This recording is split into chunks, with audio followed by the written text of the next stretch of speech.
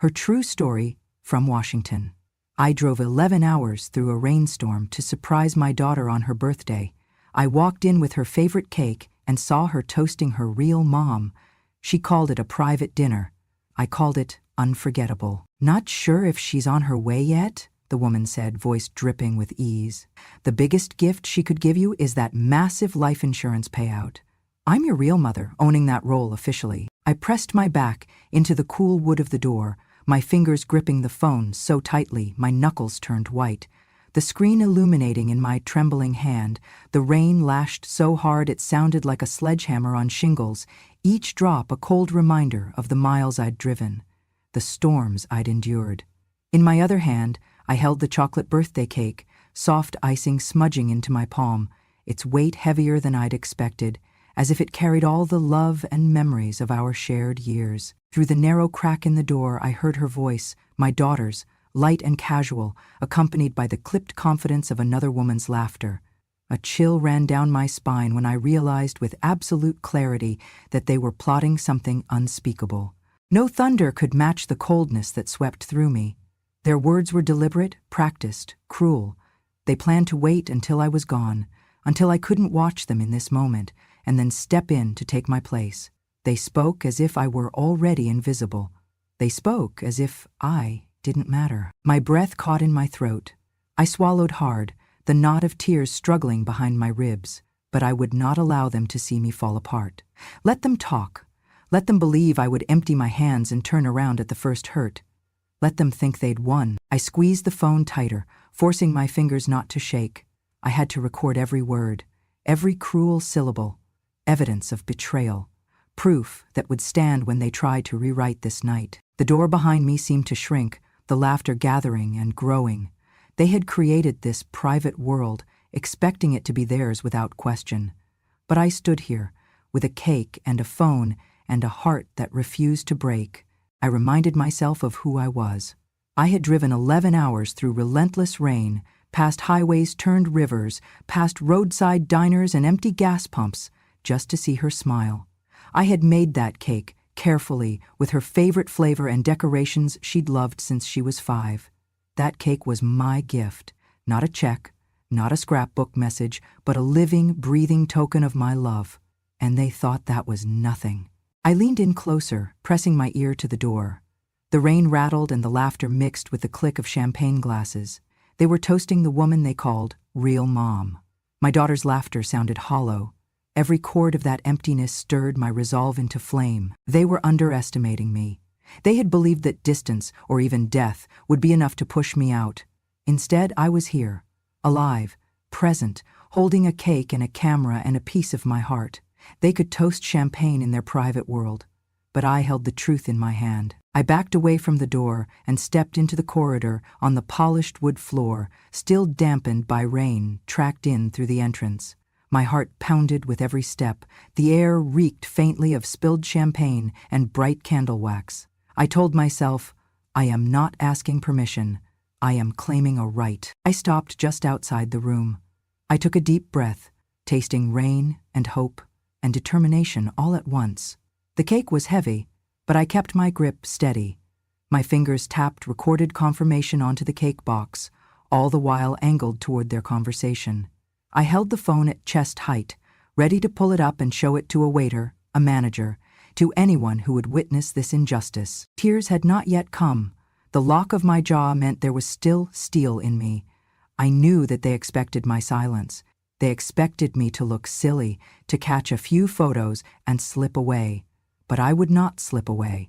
Tonight, I would do something unforgettable. I inhaled deeply, muscles coiling in my shoulders. My mind whispered, "You are a mother. You are a truth-teller. You are not invisible." And then, with cautious resolve, I took one final step forward.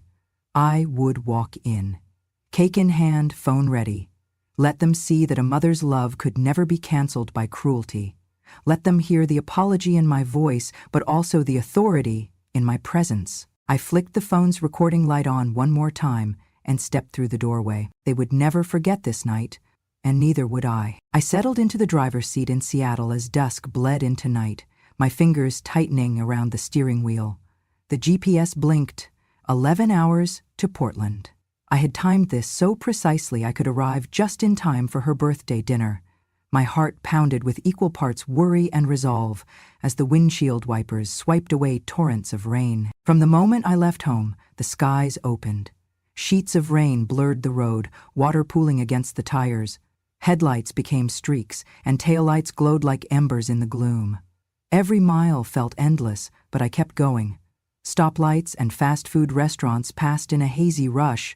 I wanted to reach her, bring her this chocolate cake made just the way she used to love it, the one with piped roses and happy birthday in her favorite shade of lavender icing. But doubt gnawed at me. This drive wasn't just miles, it was a test of my worth. I told myself, I am not decorative, not an afterthought, not someone to be left behind. I am her mother. At mile marker 123, I remembered her 4th birthday. I baked a white cake with pink frosting, the kitchen filled with laughter as she smeared frosting onto her nose. That night she fell asleep next to me, small thumb in mouth, whispering, "Mom?" I whispered back, "Happy birthday, sweetheart." At mile marker 246, another memory. Her 10th birthday party in the backyard. Balloons tied to the fence, her friends' roaring laughter on water balloons, and her shy smile when I presented her the cake with sparklers on top. She hugged me and said, "Thanks, Mom." History was repeating itself, both in miles and memories, but something had changed. Somewhere between those parties and this night, she decided I no longer belonged in those joyful moments. Flash to 2 years ago, I tried surprising her with Kentucky Fried Chicken and a recording of her childhood lullabies. She said she was tired, canceled at the last minute. Then I interpreted her tone like a closing door. Flash ahead to last year. I delivered the cake I'd baked because she'd told me she was tired of frozen desserts. She took one box, put it in the freezer, and told me she'd get to it later. That later never came. Water pooled near the brake pedal. My headlights cut through water spray as semis rolled past. Each raindrop that hit the windshield sounded like disappointment. Mine, hers, both of us. 5 hours in, I pulled into a rest stop. The rain was relentless. I closed my eyes and swallowed, then opened them. I wasn't doing this for approval. I was doing this for truth, love, and dignity. I sent her a text. "I'm almost there. Cake is ready. See you soon. Love you." No reply. Typical. But this time, I wouldn't leave until she saw me. I needed her to see me. Another hour pushed on, the storm's fury magnified. Lightning lit up the road in stark flashes. Once a bolt struck too close, illuminating semis frozen before me. My grip tightened, but I pressed on. All I felt was that I had to reach her, or I might turn around. The drive was both crucible and renewal. Near the border, the rain transitioned to sleet. Ice glazed the windshield. I slowed down. Visibility dropped. One of my tires skated across a slick patch. My heart thudded. I steadied the wheel. Every mile felt like a trial. I had to survive to claim my place. Finally, the lights of Portland appeared, glowing soft through ice-streaked glass. My GPS said, "Destination ahead." I pressed through one final overpass, rain thinning as I turned into the hotel driveway. Cars passed too close, fenders glinting. I took a cleansing breath. I stepped out into sleet, coat pulled tight. Ice clung to my hair. I carried the cake box, phone tucked inside my coat. I squinted at the hotel entrance lights, shimmering through rain. My footsteps echoed against the marble floor as I crossed the lobby. Head turned, I saw the restaurant's door. Inside, candles shone on tables. Laughs rang like bells. I stopped, heart racing. There was her table. I looked at my soaked shoulders and cake in hand. I felt chilled, but determined. I straightened my back. I held my gaze steady. I was no longer driving through storms for a girl who didn't want me. I drove for the woman I was and for the daughter I loved, whether she saw it or not. I took that last step forward into the restaurant, eyes locked ahead, cake cradled firmly. They would see me enter, and I would kill them with love and truth. I stepped through the glass doors of the restaurant, and a rush of warmth met me, a world away from the freezing rain outside. Water dripped from my coat, pooling at my feet, but I didn't notice. All I could see was that small table tucked into the corner, the only spot not fully lit, where my daughter sat with another woman by her side. Every heartbeat sounded in my ears as I walked the length of the polished floor toward them. Beyond the entrance, the restaurant's grand chandelier scattered pale light across white tablecloths and crystal glassware. Servers moved gracefully, gliding among tables framed by flickering candles. The air was filled with muted laughter and soft music, incongruent with the storm still raging beyond these walls. But that gentle ambience hid something far colder. As I neared, I saw them lifting glasses of champagne. Its pale bubbles caught the candlelight as they gently hovered around the rim. I recognized the way my daughter's lips curled in a practiced smile, so practiced she'd done it for strangers 100 times. And then there was her companion, medium hit, slim, with stark dark hair and an air of self-importance I didn't like. I recognized that face immediately. She was young, a second mother my daughter had chosen over me. They laughed, a brief glint of malice in the woman's eyes when I appeared in the doorway. My daughter's laugh froze. She blinked. My presence caught them off guard, not because they hadn't expected me, but because they hadn't expected me to arrive this quickly, or at all. I paused for only a second in the doorway, long enough to place the cake on my other arm. My grip tightened around it as I took in their faces. I did not look startled. I did not have tears in my eyes. I did not shrink. I reminded myself who I was, what I had endured, and why I was here. Their smiles faltered. The room suddenly felt smaller, every other guest fading into the background. I watched as my daughter's eyes flicked away, uncertain and wary. The other woman's posture tensed, her shoulders pulled back, her glass raised a hair higher, deflecting my gaze with a practiced brightness. I stepped forward. The floor beneath my boots seemed heavy, as if aware of the gravity of this moment. With slow deliberation, I set the cake box down between them, my gloved hand brushing the edge of the table. The aroma of chocolate and frosting rose to meet me, along with the charged silence that followed. No one spoke at first. The 1,000-treble light buzz above us seemed to dim, as if the restaurant itself held its breath. The daughter's glass hovered mid-air. The other woman's hand froze. My eyes met my daughter's. No tears there, but a storm of emotion behind her pupils. The woman whispered something to my daughter, pointing at me as if I were a problem to be contained. But I didn't flinch. I was not going anywhere. I had already driven through hell for this moment and for this daughter. I stood tall. I heard the faint scratching of a chair being pulled back. The restaurant noise resumed, plates clinking, forks on dishes. But my world was smaller now. I felt every heartbeat echoing in my chest as I waited for someone to speak first. I cleared my throat softly, and the word escaped like a small bell ringing in the hush. "Hello," I said. My voice was calm, steady, and measured. "You were toasting your real mother. I thought I'd remind you both who I am." I gestured toward the cake. "I made this, from scratch, for you." I watched them react. The woman's face paled, my daughter's mouth parted. The air between us crackled as if struck by lightning. I didn't cry. If anything, I felt a strange calm. The storm was not only outside, it had broken inside me too, but I had survived. I tucked the phone into my coat pocket. The recording was there. Every laugh, every toast had been captured, every betrayal logged. I took a slow breath and repeated, louder this time, "This is a birthday cake, not a gift bag, not an insurance check, a cake." Their silence was the answer. This room, built for warmth, now stood on the edge of ice, and I was the one who brought the heat. In that moment, I saw what had changed. I no longer needed their permission to be here. I belonged by action alone, by heart alone, by presence alone. The cake between us marked the beginning of a reckoning, not with raised voices, not with accusations, but with truth, simple as flour, eggs, sugar, chocolate, and love.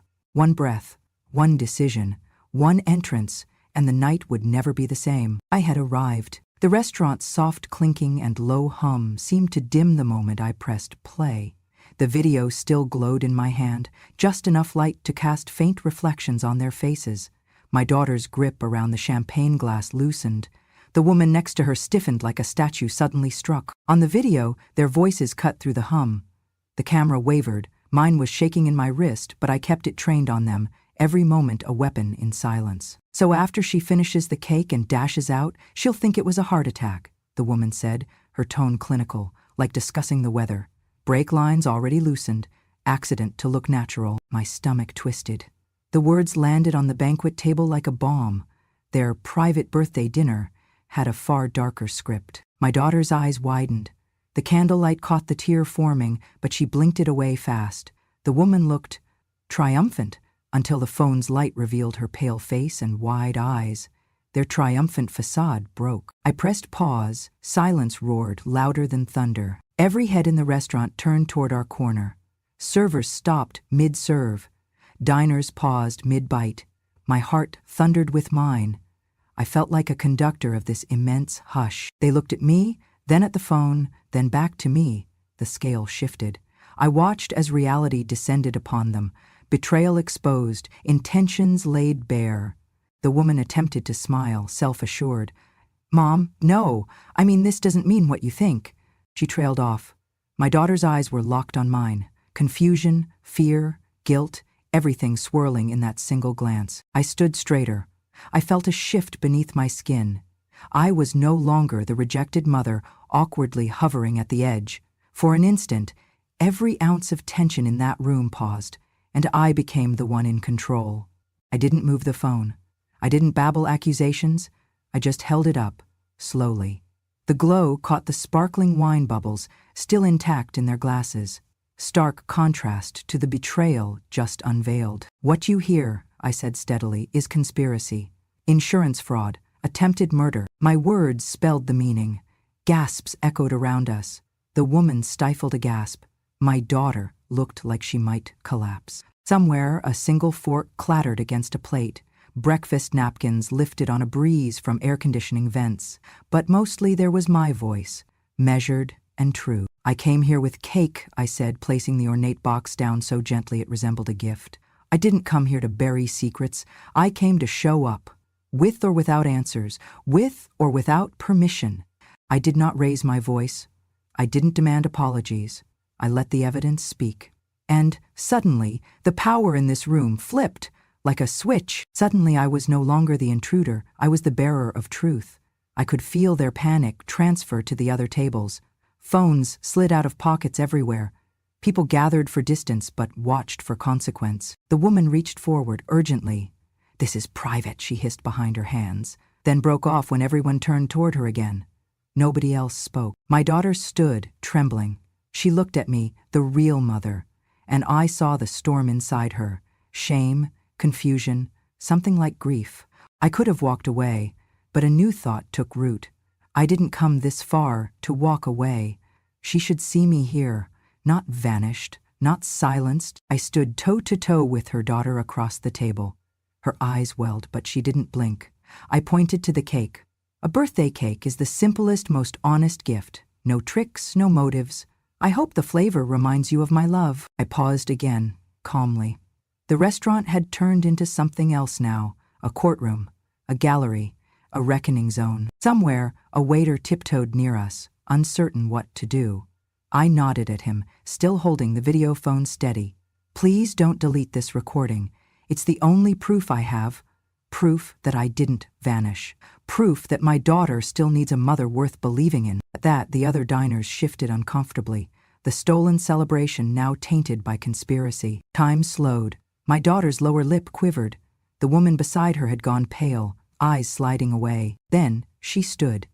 My daughter did the same. It was quiet, but the moment thundered. No sound of stirring, just the soft resonance of gravity rebalancing. The woman fled first, raising her phone as if prepared to erase something. My daughter followed her to the door, her shoulders hunched, footsteps dainty as if she might break them. I didn't follow. I stayed planted. I waited for the silence to fill in the cracks they'd left behind. The restaurant's crystal glasses rang an apology across the room. The waiters bowed their heads, maybe offering solidarity, maybe guilt. One of them offered me a Kleenex, mistaking tears.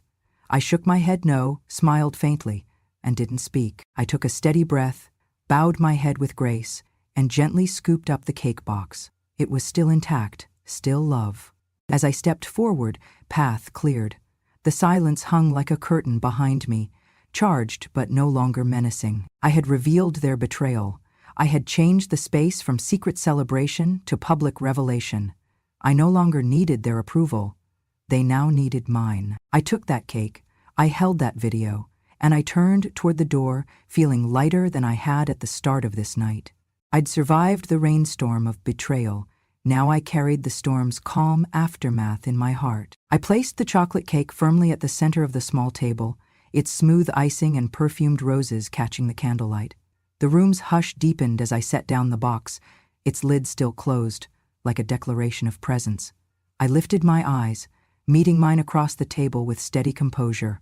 My voice was calm, yet carried the weight of every mile, every insult, every stolen memory. I didn't come here tonight to claim any role, because I already have one, I said, gently unclasping the cake lid. The camera in my pocket was recording silently. I didn't come seeking a replacement spot or looking for validation. I came because I am your mother. A subtle tremor passed through the room. My daughter's glass hovered before it shattered her illusion of control. Her so-called real mom stiffened, her lips parting as if to speak, but the room was not hers anymore. I reached behind me and stood. The candle above me flickered, and suddenly I appeared larger than I had felt all night. The cake, the gift, the gesture, was more than pastry and icing.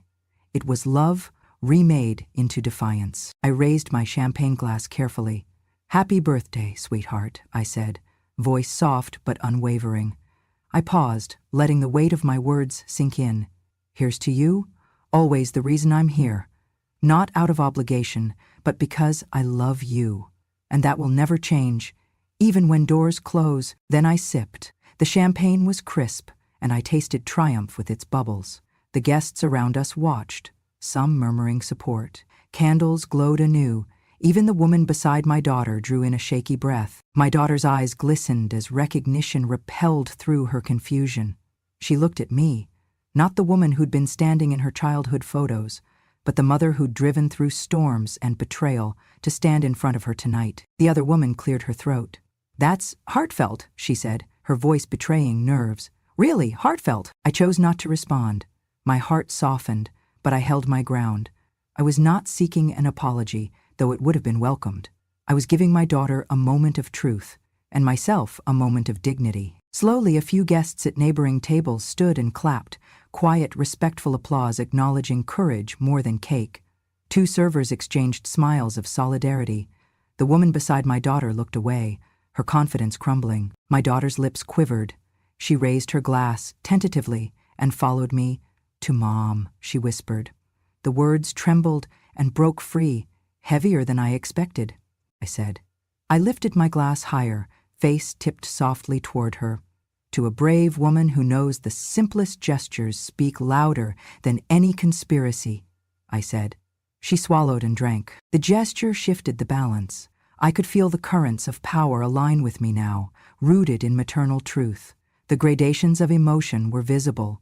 Relief spilled over into her tear-soaked eyes. Shame flickered across the other woman's expression, and guests offered nods of approval. I took a deliberate bite of cake. It was rich, sweet, and real. The taste of every triumphant mile I'd traveled. A small piece, but it embodied everything. Every memory, her childhood birthdays, the late-night lullabies, the countless kisses tucked at bedtime, streamed back into me. She reached forward and took my hand, damp from rain and nerves. The connection was electric. She didn't speak, she didn't have to. We shared the moment, 2 souls, mother and daughter, reclaiming something lost. Somewhere around us, soft murmurs turned into conversation. Someone whispered, "What a brave lady." Another shook her head in disbelief that such betrayal had been captured and such love reclaimed. My daughter looked at me fully, with true understanding. "I'm sorry," she whispered, "for everything." I nodded, swallowing thickness out of my throat. "I just want you. That's all." I smiled. "And a slice of cake." She laughed, tears in her eyes, and reached for the cake with me. I let her serve herself a piece, then lifted her glass once more. "To forgiveness and to being seen," I said. She met my gaze and we toasted in unison. The music in the restaurant softened, and someone from a nearby table began applause again, this time louder, joyful, affirming. Everything that came next felt lighter. Hugs, murmured apologies, tearful confession. When I finally turned, eyes met across the room, a community of strangers who had witnessed a mother reclaim her place. And in that moment, I wasn't invisible or erased. I was the lead in my own story, marked by courage, resilience, and unshakable love. The cake was still there, humbled now, elevated by what it represented. A mother's truth, publicly honored at last. I gently placed the remaining cake box on the small side table and stepped closer to the birthday table. My coat still dripped with rain, but I barely noticed the wetness against marbled floors. I squared my shoulders, heart steady. Tonight wasn't about trophies or vindication. It was about a simple truth. I was your mother, and I would not leave silently. I paused at the edge of the table and regarded both of them. My daughter, trembling at the memory of shared meals and hugs through the years, and the woman who'd claimed whichever role I'd been erased from. I unrolled the ribbon around the cake box, and it fell away like a broken promise. The cake's rich aroma whispered of home, of love, of years of celebrations we'd once shared. I dove the cake server into the icing and cut a clean slice, the first one marked by sacred. I lifted the slice toward my daughter, then another toward the woman. For a moment their bodies tensed, surprise flickering in their eyes, but I did not hesitate. "This birthday dinner is ours," I said, my voice soft yet crystalline, each word carefully measured. "Your special day, shared with your mothers. I'm here because I love you, with all my heart, always." The cake rested on plates now, its warmth a gentle reminder that I belonged at this table. My daughter's fork shook as she took the piece. She didn't speak immediately. She just looked at the fork in her hand, then up at me, tears glistening. The other woman's hand hovered above her own plate, fragile as paper. For the first time in a long time, I saw her falter, unsure of how to respond. I took a deep breath and sat down at the chair between them, crossing my legs beneath the table. I kept from raising my voice, but carried the full weight of the moment in my posture, straight-backed, present, unflinching. Without a word, my daughter looked down at her cake slice, then at me. Tears formed again, smaller this time. She bit the cake, paused, and swallowed. The taste seemed to wash away years of pretense. I softened, offering her a small, reassuring smile. Not triumph, just love. The other woman shifted, her fingers grazing her plate, caught between admitting her place and acknowledging mine. The guests at surrounding tables watched quietly, their gazes gentle in solidarity. I felt a profound shift in the room's gravity. All pretense had dissolved, only transparency remained. I placed my hand softly on my daughter's. "I know things are different now, but as your mother, I want nothing more than to celebrate today with you, in honesty and respect." Her lips quivered, and she nodded, voice small. "Mom." The other woman rose, her glass raised awkwardly. "Happy birthday," she whispered to my daughter. Her voice shook, apology simmering beneath. No words of confrontation followed, only the quiet clinking of forks and the soft hum of the restaurant's restored warmth. We ate together, slowly, rebuilding a connection, one bite at a time. With each taste of cake, I tasted forgiveness and softness returning. I caught my daughter's eyes. I saw relief and regret, but also something new, the spark of recognition. She saw me now, not just as her mother, but as a woman of strength and dignity. I nodded once, assuring her silently, "It's okay." We finished our slices. A moment later, she leaned across the table and hugged me without hesitation. I didn't pull away. I held her close, feeling years of distance melt into something tender. The restaurant's overhead lights reflected softly off her hair as we embraced in front of everyone. It was not a private moment anymore. It was our reclaiming of what had almost lost its light. Somewhere nearby, a server stepped forward and offered 2 glasses of sparkling water. My daughter raised them with me in a quiet toast. "To us," she whispered. I lifted my glass softly. My heart soared with a quiet joy. "To us," I repeated. In that gentle clink, I felt a reckoning settled, not with force or anger, but with love and presence. My pride was resurrected, not tarnished by betrayal, but fortified by forgiveness. We leaned back and continued our meal with the cake as our centerpiece. I didn't speak again. I didn't need to. Every gesture, every bite, every tear and smile bridged a gap too long yawning. I had returned to reclaim my dignity, and now it shimmered between us at the birthday table. Beneath the soft glow of candles, I allowed myself a moment of peace. I had faced the storm, confronted their betrayal, and I stood here, my dignity reborn, celebrating the woman I raised. The air in the restaurant felt warmer now, as if acknowledging the quiet justice done. I sat between my daughter and the woman who existed as usurper that night, and I did not shrink. I belonged, I mattered, and I had faith again that love could do what words alone could not. The birthday dinner continued, but nothing was the same. I had delivered my truth, reclaimed my place, but more importantly, I had reminded myself, and surely reminded her, that a mother's love never leaves the table. I felt the warmth before I heard the applause, a ripple rolling through the restaurant as I sat down beside my daughter. A few plates clattered as hands stopped mid-reach. Then soft, respectful claps began. One table of senior patrons nodded in support. A couple at a nearby table shared a meaningful glance. Even the servers paused, their eyes reflecting a quiet solidarity. I placed my fork down and allowed their acknowledgement to wash over me. I wasn't invisible anymore. I leaned closer to my daughter and whispered, "You're still my daughter, always." Her eyes glistened as she nodded, lips trembling. I squeezed her hand, and she gave a small, grateful smile. The cake's fragrance swirled through us, a testament to all our shared birthdays, past, present, and hopefully future. The other woman, the one who had toasted me, just as a threat, stood abruptly. Her chair scraped against the floor. She looked around, saw the crowd's support, and then slipped quietly from the table. She didn't make eye contact with me or my daughter as she left. Her presence evaporated like smoke. The birthday dinner had shed its final hostage. The restaurant's spotlight shifted back to us. The servers circled the table bearing a small candlelit cake topper that read, "Happy Birthday." My daughter inhaled sharply and nodded.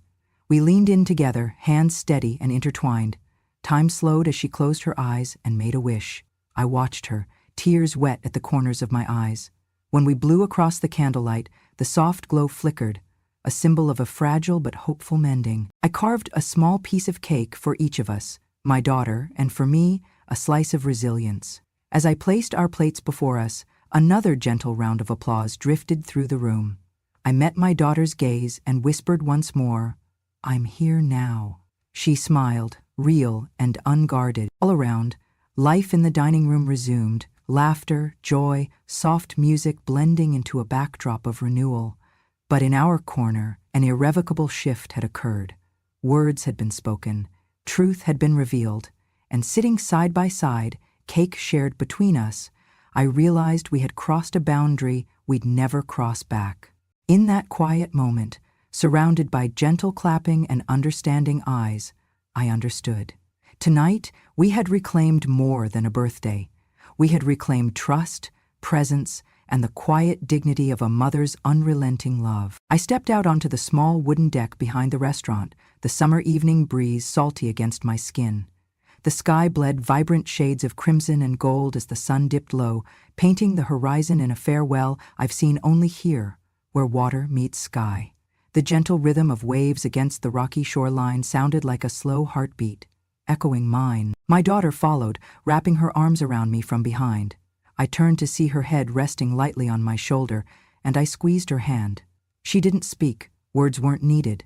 The hum of the restaurant carried through the sliding doors behind us, but out here, the evening held only peace. I had entered tonight under the weight of betrayal, drenched, holding cake in one hand and truth in the other. I had been poised under the storm's assault, my heart heavy with their dismissal, my grip doubled down on faith. I had endured laughter at my expense, felt the sting of being replaced, and stood witness to their plotting under the thin veil of celebration. But I drove through wind and rain to reclaim what a few words couldn't erase. I stood under noise and candlelight to affirm that I am still here, not as a prop or a memory, but as a living, breathing mother. I walked through that door to honor every birthday we had shared, and every silent promise I made in the nights I stayed up worrying over her, holding her through growing pains and heartbreaks. On that deck, as dusk settled into twilight, we watched the horizon together, and it felt like the afterglow of something sacred. She tucked a stray hair behind my ear, softly, as though steadying the years we'd lost. I closed my eyes and took a steadying breath, tasting renewal in the salt air. She did the same. The day had been more than a bouilloire, an unexpected show of defiance, but also of grace. I had placed cake on that table, not out of ego, but out of love, an offering that sliced through pretense and revealed the heart beneath. I had whispered that simple truth, "I am your mother," and let the cake speak the rest. She found me after, waves in her voice. "Thank you." I nodded. "Always," I said, and she squeezed my hand again. We faced the ocean, the day's battles washed behind us, the promise of a new morning before us. We had reclaimed the room, we had reclaimed each other, we had shown anyone watching that no power, no betrayal, no lie can dim the bond between mother and child, when it is rooted in honesty, sacrifice, and enduring love. The sun slipped beneath the waves, and stars began to pierce the sky. My daughter and I stood shoulder to shoulder, watching the first ones appear, bright as small beacons against indifferent darkness. I took her hand and said softly, "No matter what storms come, we walk toward the light together." She nodded, eyes reflecting that distant shimmer. And in that moment, I realized, though the night had tested us, it had also broken the silence and reclaimed our place together at the table of honor. I had entered seeking permission. I left knowing that no permission was necessary. I turned to her and whispered my parting lesson. Even when we are cast aside, we still have the power to step into our own light. She smiled, and I knew we both understood. The horizon didn't just mark sunset, it marked renewal. And I realized I had walked into the light of my own worth, with my daughter by my side, and finally, that was enough. If this story resonated with something buried deep inside you, if you've ever felt invisible in the very rooms you helped build, or been pushed aside by those you once carried, then remember this: dignity does not fade with age, and love, real love, stands its ground even in the face of betrayal. I didn't raise my voice. I raised the truth, and I stood still long enough for it to echo. If you believe in the strength of women who do not shout but remember, if you believe every mother deserves to be seen and not just served, then you're already part of this porch we're building together. Subscribe to Grandma True Stories, because some stories are not fiction. They're confessions from the quietest woman in the room. And she's finally ready to speak.